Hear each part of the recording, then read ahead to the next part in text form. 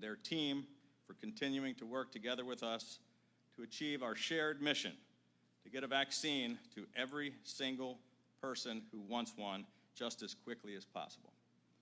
And hopefully, Madam Vice President, we can have you back here for a Ravens game sometime next season. Thank you so much.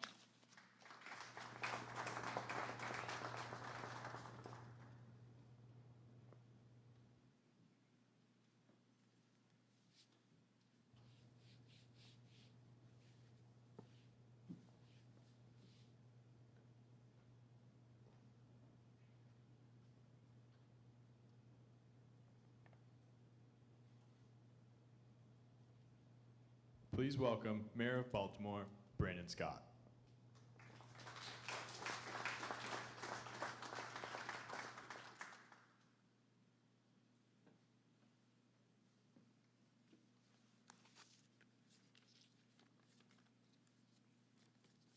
Good afternoon, everyone. I am honored to welcome back to Baltimore Vice President Kamala Harris and welcome Dr. Fauci to the beautiful city of Baltimore. Baltimore has played a significant role in the writing of the history of this country. And throughout our history, Baltimoreans have showed the world how ingenuity and determination can overcome the most insurmountable odds. Since becoming mayor of my hometown, I made a commitment to govern from the bottom up, ensuring that everyday basic services are being met efficiently and effectively. Baltimore is achieving first-rate coordination amid a global pandemic and approaching recovery with an equitable lens. Because of these efforts, I declared back in mid-March that the state of our city is strong and our future is bright. And thanks to the leadership of President Biden and Vice President Harris, the same outlook holds for this beautiful country. In just their first 100 days, the Biden-Harris administration has worked tirelessly to vaccinate Americans, deliver much-needed help for families, rebuild our economy, and prove that government can deliver for its people. As a result of their efforts, the nation is healthier and on the road to a prosperous and equitable recovery. We all know the racial and economic disparities that persist in Baltimore and this nation are clear, which is why a firm commitment to equity shapes everything my administration does. I am grateful to have a partner in Vice President Harris who feels the same way. The Vice President has walked the front lines of this global pandemic, visiting the healthcare professionals at vaccination centers just like this one. And to no surprise, the White House COVID Health Equity Task Force is modeled after the Vice President's bill that she put in the Senate.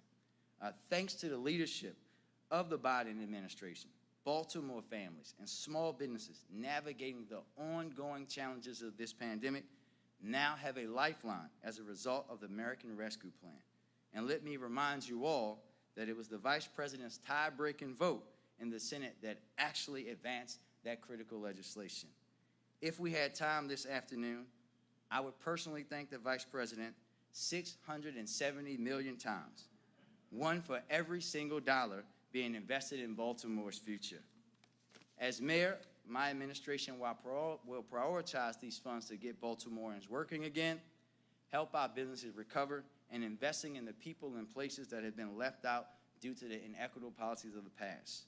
While we should be proud of all that we have accomplished in such a short time, know that we still have hard work to do and large loads to lift. We must remain steadfast, honest, and true to our mission. But with Vice President Harris at the table alongside President Biden, I know the job will get done. Thank you for your presence here today and your ongoing leadership, Madam Vice President. Trust and believe you have a partner in the Mayor of Baltimore. Thank you.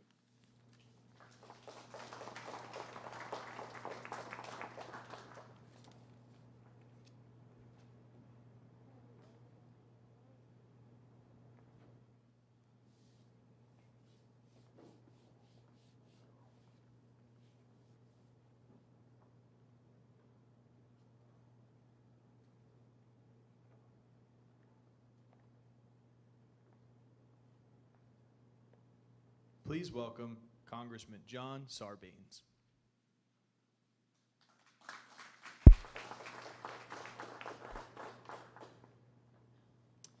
Good afternoon, everybody. It is a delight to be here. First, let me thank Mayor Scott for welcoming us to Baltimore.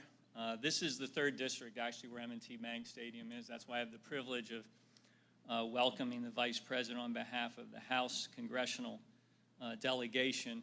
Of course, as the Mayor said, the Vice President is no stranger to Baltimore. We're thrilled that this was her first stop after that amazing speech last night, the presentation from President Biden to the country about the vision that his administration has for our country. I want to first of all thank the administration for all the efforts with respect to the vaccines. The Governor talked about this. The ramp up that we've seen in terms of getting that distributed across the country has really been breathtaking over the last few weeks. And we know that the whole Biden team is responsible for making that happen. And thank you, Dr. Fauci, for your leadership in that effort. I want to thank the administration, President Biden, Vice President Harris, and their entire team, of course, for the American Rescue Plan. The Mayor alluded to this. This has made an incredible difference for our state, not just the dollars flowing in to state governments and local governments, but the support going directly to help Marylanders across our state. 2.5 million households benefiting from stimulus checks.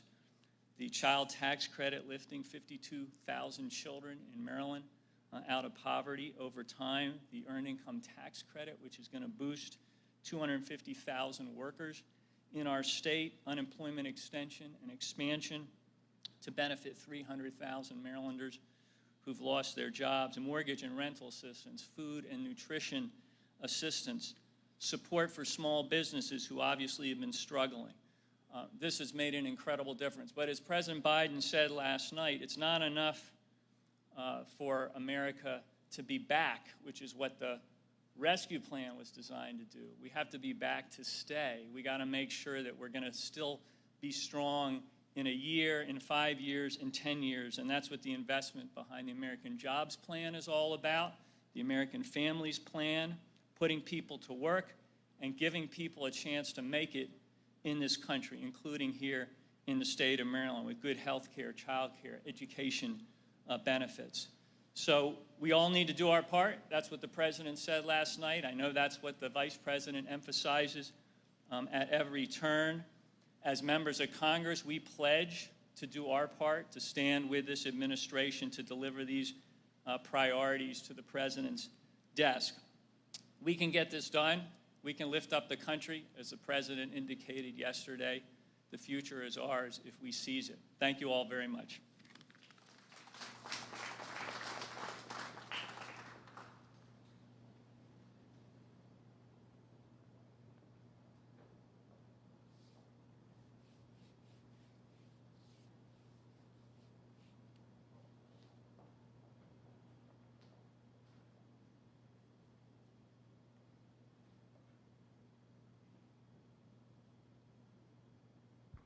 Please welcome Senator Ben Cardin.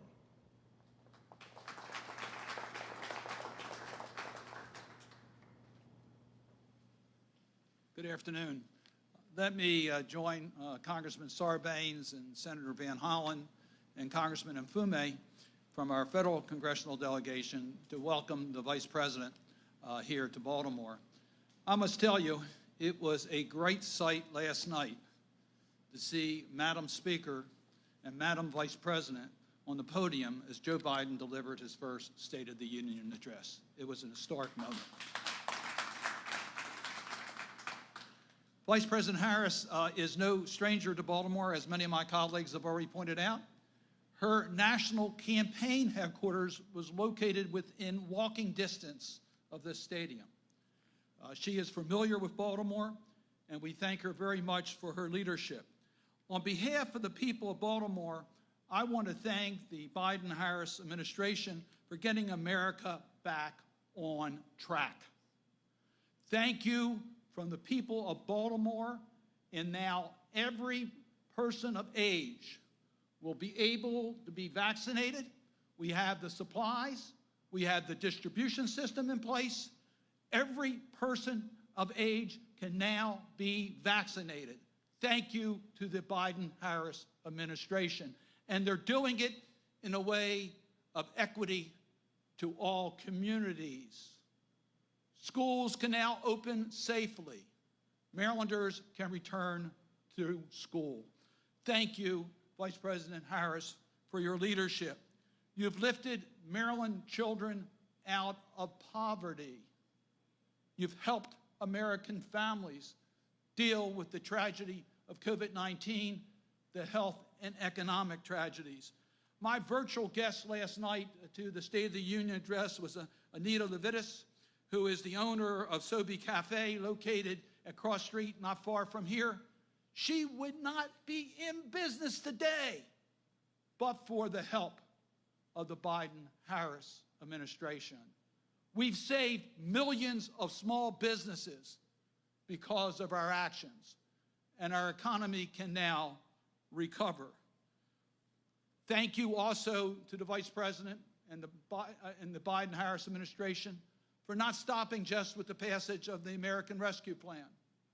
We're now moving forward on modernizing America's infrastructure and investing in American families. We are now prepared to move forward.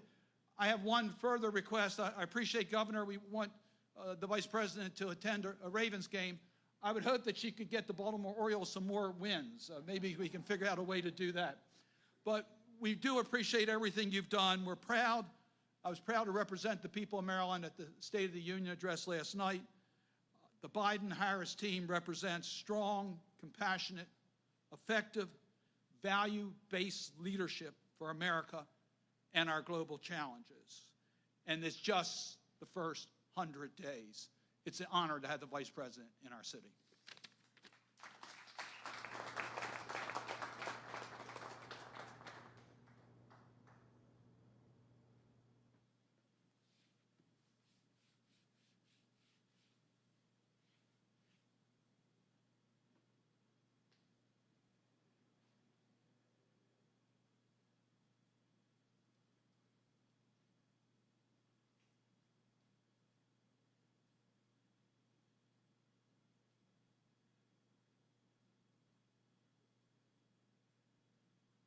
Please welcome Senator Chris Van Hollen.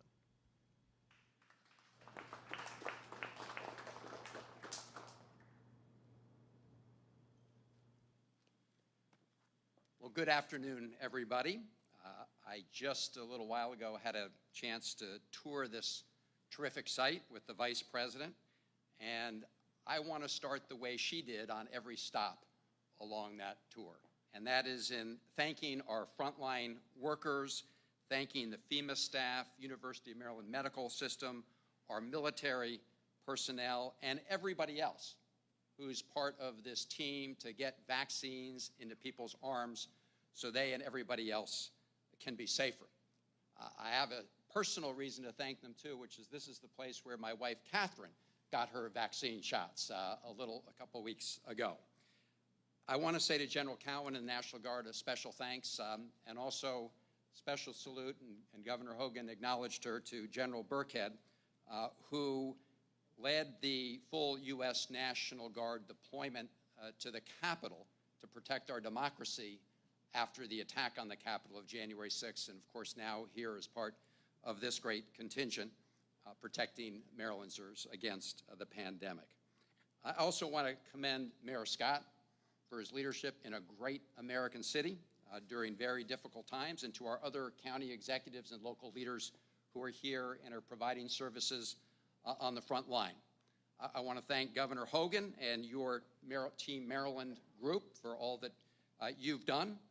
And I'm very pleased to be here with some of my colleagues from the federal Team Maryland, Ben Cardin, who's been just a great leader in the Senate, John Sarbanes, who you heard from, Kwasi Mfume, who is here, Dutch Ruppersberger, of course, represents the great city of Baltimore, and all of them, together with most of the Maryland delegation, joined together to vote for the American Rescue Plan. And the person, as the mayor indicated, who cast the deciding vote that allowed that bill to move forward, the American Rescue Plan, was Vice President Kamala Harris. And like Senator Cardin, I was proud to be in the House chamber for the joint session last evening and see Vice President Harris together with Baltimore's daughter, Speaker Nancy Pelosi, as they joined together and as President Biden put forward the plan for the Biden-Harris team. And the president spelled out a great plan for how we're going to move the country forward, but he also pointed out that we are already on the move. First of all, we now have a president and a vice president who take science seriously and listen to our healthcare experts. Thank you, Dr. Fauci, for being a strong and steady voice throughout this pandemic. And during the tour, we saw one of the people getting their shots with their Trust Fauci mask on. I think you got a photo shoot with them. But thank you, Dr. Fauci, and your entire team at the National Institutes of Health and other healthcare workers around the country. Thanks to the Biden-Harris team's actions, we are now defeating this pandemic. As of yesterday, over 220 million vaccine shots had been administered around the United States, and the Biden administration has been working overtime to make sure that they're delivered in an equitable manner, in many cases providing vaccines directly to community health centers around the country. So after 100 days, we are exceeding expectations in terms of the numbers of shots delivered, and we're also seeing the economic benefits resulting from the American Rescue Plan. I will not go through the details. John Sarbanes mentioned some of the Maryland-specific proposals, but if you look at what's happening nationally and you look at the news today, in addition to the fact that we're now turning the corner on the pandemic, the figures coming in, which represents the lives of every American, show that new unemployment filings are down, and the economy is picking up steam, thanks to the 100-day leadership of the Biden-Harris team and the American Rescue Plan. So we all know we've got a lot of work still to do. And that work will have to happen at the federal level, the state level, the local level, but really the most important work is the work being done by the folks on the front lines right here. Because we can pass big laws in Congress, we can issue orders, direct executive orders from the White House, but in the end, in order to make it work, we need neighbors coming together. And so it's in that spirit that I want to introduce our next speaker in the program, somebody who is a champion for Baltimore and an inspiration to us all. And that's Miss Melissa Westby. Melissa is a registered nurse, wife, and mother of 3 who works on Johns Hopkins Bayview Hospital, at Johns Hopkins Bayview Hospital, and who has been on the front lines caring for our fellow Marylanders who've been suffering from COVID.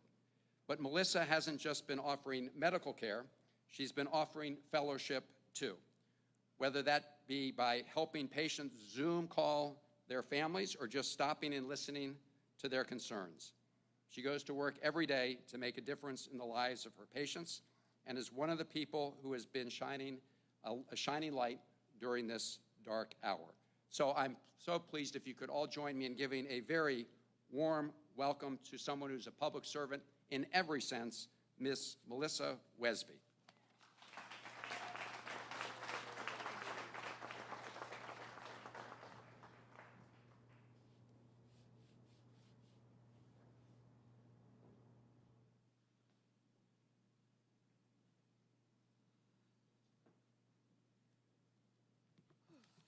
Hello, everyone.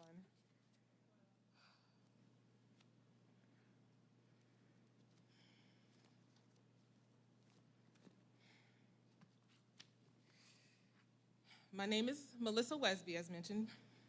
I'm a native of New Orleans, Louisiana. I moved to Baltimore City in 2007 with my husband of 13 years now, John Westby. We are raising our 3 brilliant children, Olivia, age 12, Mitchell, age 10, Lydia, 8, all here in Baltimore City. The 3 of them attend Patterson Park Public Charter School near our neighborhood in Patterson Park. Last night, we watched and listened to President Biden's address as he stood in front of two history-making women for the very first time ever. As a parent of young kids, that moment sent a powerful message to my children and children all over the world. Much of what the president spoke of brought light to me. One of the priorities is putting cancer research in the forefront, as I am a 4-year breast cancer survivor and my mother a cancer survivor too. I am a registered nurse. I work with pulmonary and cardiac patients at Johns Hopkins Bayview. We care for patients who are currently COVID positive and who are still having symptoms of COVID thereafter. My colleagues and I have worked tirelessly, y'all. It's been a change from the norm. The effects of the virus have caused us to change our lives in several ways. We've had to learn to work and live our lives very differently from what we are used to. But being true to who I am and the positive person I like to be, I look to the light. And on this 100th day for our administration and focusing on progress, there is light ahead. Infection rates are trending downward. Over 200 million vaccines have been administered. Families can visit their loved ones in the family now, y'all. It's been so hard, people can't touch and feel their loved ones. And now we're able to have visitors come in and just rub feet and hands. It's so beautiful. Relief checks were given to those who needed it. New jobs and businesses have been created. Schools are reopening. And some restrictions are being relaxed per the CDC guidelines. Vice President Kamala Harris embodies the American dream. Raised by parents from different parts of the world, she has dedicated her life to public service. As a history-making vice president, she has worked closely with President Biden to deliver for working families these first 100 days. The Biden-Harris administration gives light and hope that better days are ahead. It is my honor to introduce Vice President Kamala Harris.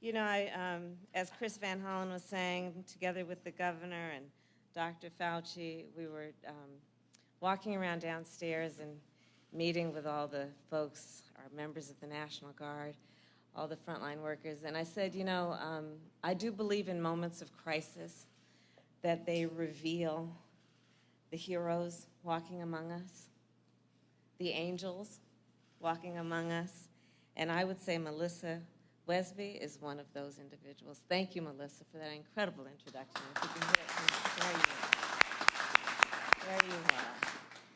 So to the Governor, Larry Hogan, thank you, and Team Maryland, Mayor Brandon Scott, to General Janine Burkhead, thank you for the warm welcome and for all the work you do. And it is certainly a point of personal privilege for me as the president of the Senate to acknowledge some folks that are my friends. And I worked with them both for over the 4 years I was in the Senate. And that, of course, is Senator Ben Cardin and Senator Chris Van Hollen. Senator Cardin, I will tell you, I mean, I've seen them both. I just have to tell you, Maryland, you got some real leaders on your hand in the United States Senate. They represent Maryland, but they are also national leaders. Ben, I've watched him do exceptional work for Maryland's businesses as the chair of the Senate Small Business Committee. And of course, Chris, as a member of the Appropriations Committee, has brought critical resources to Baltimore in terms of housing, infrastructure, and water infrastructure, and so much more. So it is wonderful to be with you both. I also want to thank Congressman Sarbanes and Congressman Kwasi Mfume, who I've known for years. Thank you both for your leadership. And it is always a wonderful day to spend time with Dr. Anthony Fauci. And thank you always, Dr. Fauci. So it is wonderful to be back in Baltimore, and especially on this, our 100th day of our administration. I would say today is a good day, Baltimore.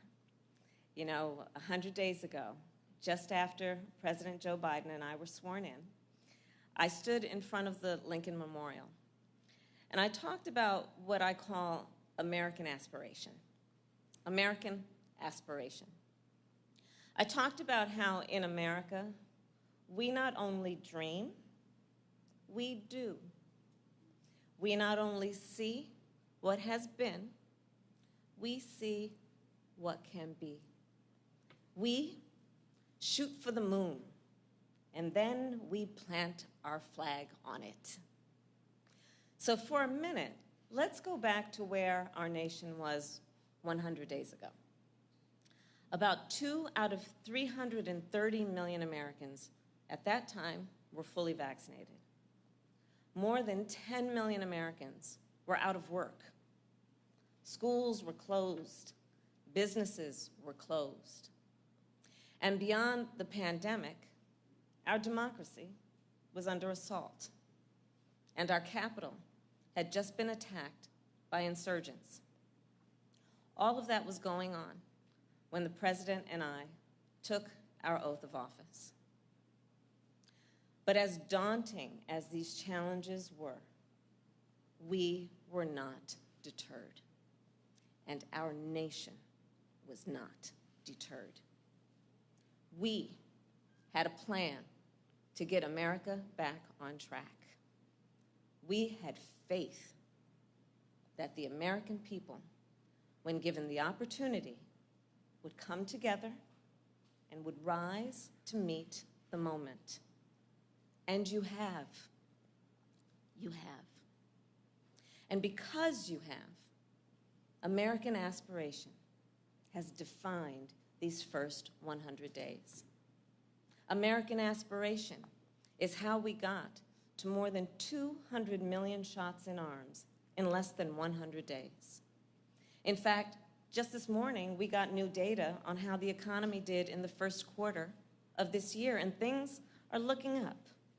America is once again on the move, and that's in big part thanks to exactly what's happening here in this stadium, which is this vaccination effort. And I thanked the National Guard earlier. I will thank you again. And Baltimore, Mayor, look at what you're doing here. People can walk right into this stadium and get vaccinated. And this is happening around the country. I have visited a local pharmacy in Southeast DC and a community health center right outside of Denver and a vaccine distribution site at a university in Las Vegas. I've been to a site in Chicago run by union members and another site in Jacksonville run by military members. And America, you must know, the people working to administer vaccines are heroes. And so too are just like those folks we visited with downstairs. So too are the Americans who sign up for that appointment, make the time, and step up and get the shot. And if you haven't been vaccinated yet, or if you know somebody who hasn't, please ask folks to just roll up their sleeves. It's time for each one of us to do our part. Yes. And we have also seen American aspiration in our effort to deliver relief directly to American families. The pandemic has taken a toll on families, on their physical health, their mental health, ability to pay the bills. And the President and I, we knew that before we took office. So we developed a plan called the American Rescue Plan. And it was designed and intended to help people out. And it was a big plan to tackle a big crisis. And some said it was too big, but we went for it anyway. And the American people rallied around it. Across our country, Democrats and Republicans alike voiced their support.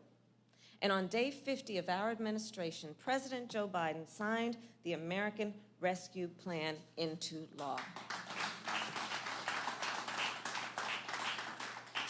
And as I said then, President Joe Biden, well, he had a clear vision and clear purpose. And let me tell you something, he never forgets who we are doing this for. It is for the American people. It is for the American people that we have delivered relief checks to 160 million folks. It is for the American people that we have lowered health care premiums. It is for the American people that we have cut taxes for families with children. And it is because of this law that we are lifting half of America's children who are living in poverty out of poverty. Think about that. Think about that. Half of America's children that are living in poverty will be lifted out of poverty. So that, folks, is what I call American aspiration.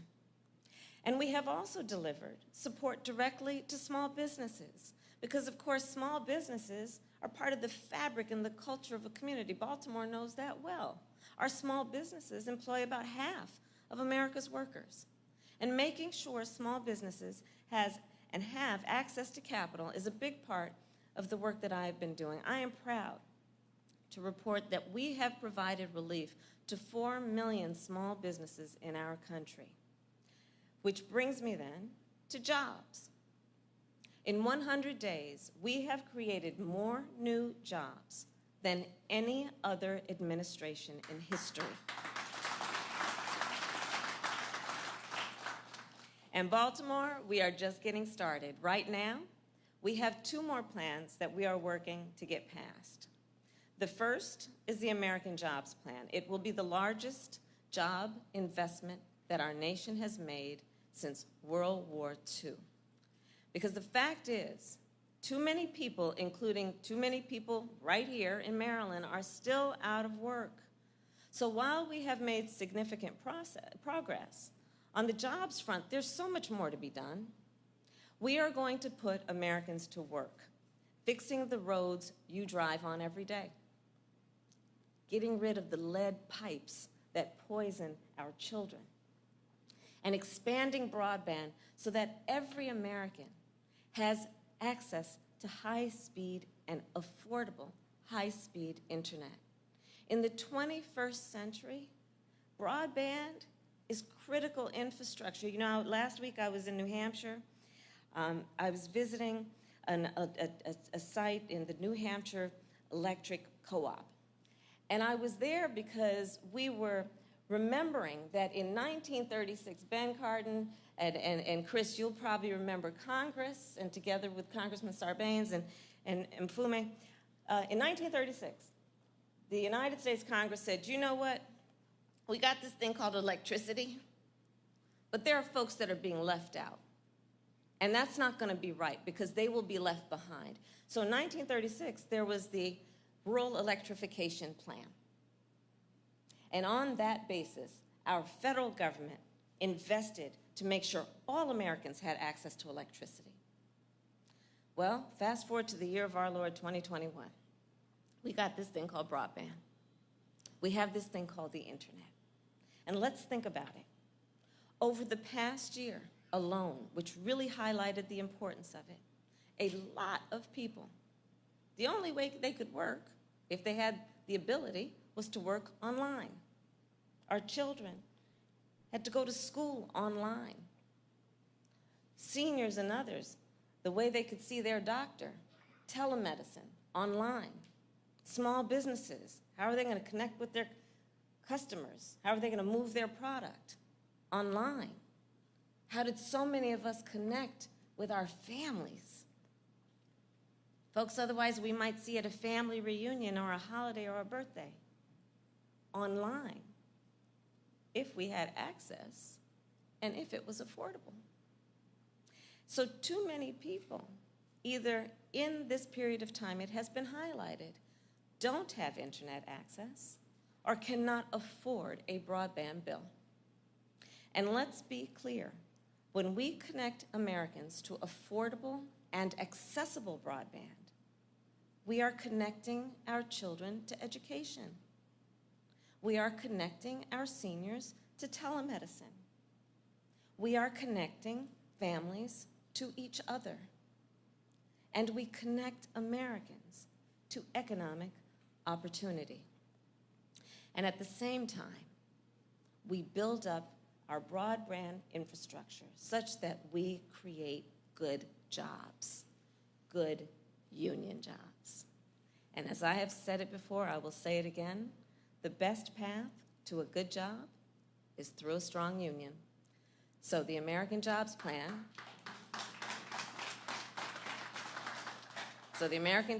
will put America to work. And the second plan is the American Families Plan, which will make it possible for people to work.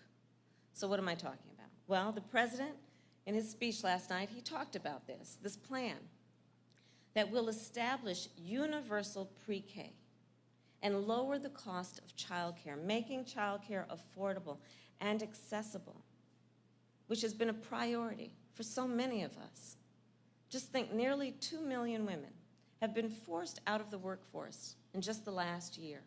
And a lack of childcare is often the reason why. You know, I'll tell you my personal story on this. You know, when my mother, who raised my sister and me, Dr. Fauci knows this, I'm very proud to say that my mother used to go to this place, Governor, when we were young, Mommy was going always to this place called Bethesda. She was going to Bethesda, I learned later, because a place called NIH is in Bethesda. Because you see, my mother was a breast cancer researcher. And she had 2 goals in her life, to raise her 2 daughters and breast cancer. And so she used to go out to NIH to help do some of the work that happens there. And so when my mother, though, on a daily basis was at work every day, long hours, she worked on weekends. And when she was at work, and it was after school, often my sister and I, we would walk 2 houses down to the home of Mrs. Regina Shelton, who was a second mother to us. And she was a lifeline for our mother. And here's the thing I know. She would talk on a daily basis about how, but for Miss Shelton, she could not have done the work that she did. Every working mother needs that support. Every working parent needs that support.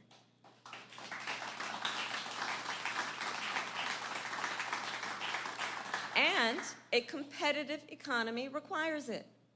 A competitive economy requires a skilled workforce too, which is why we will also create more opportunities for education after high school.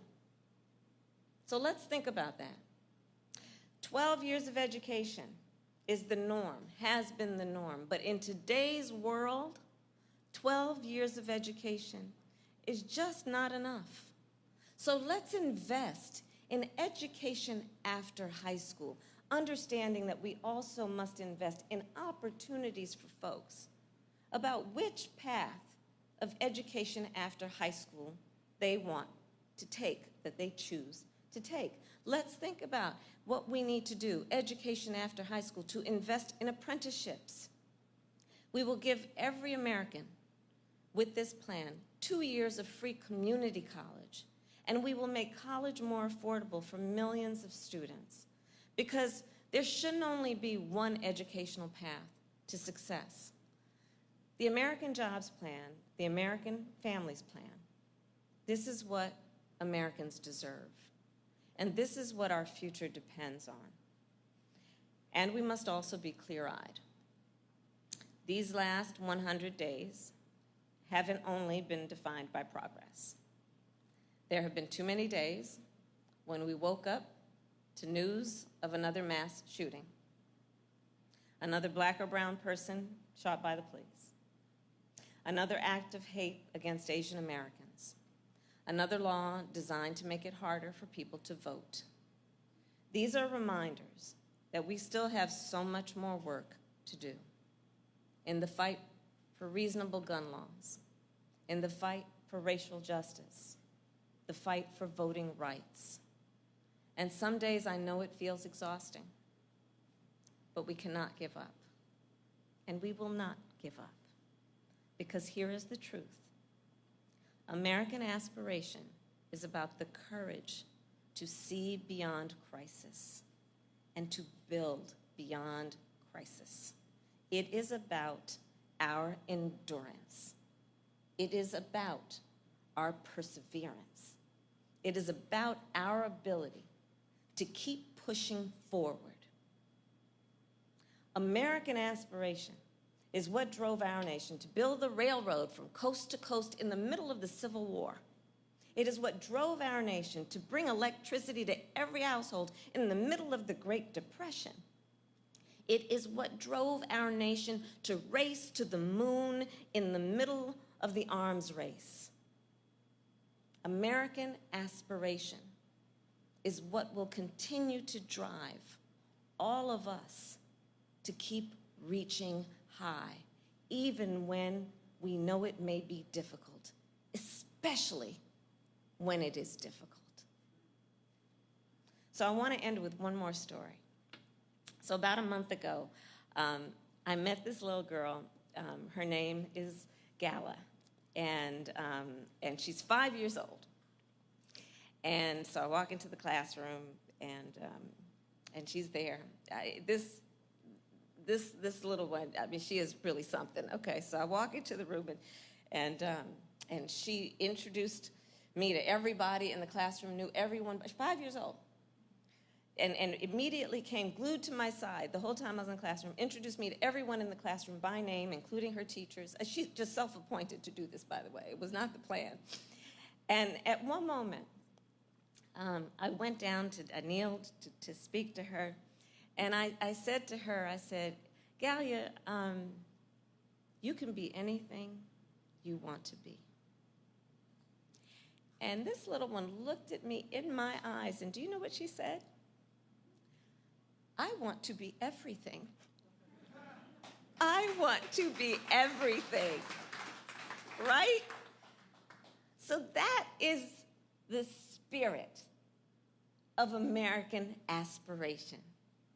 That is the spirit which at that moment was wrapped up in the little body of a 5-year-old. And moving forward, that is the spirit we must summon.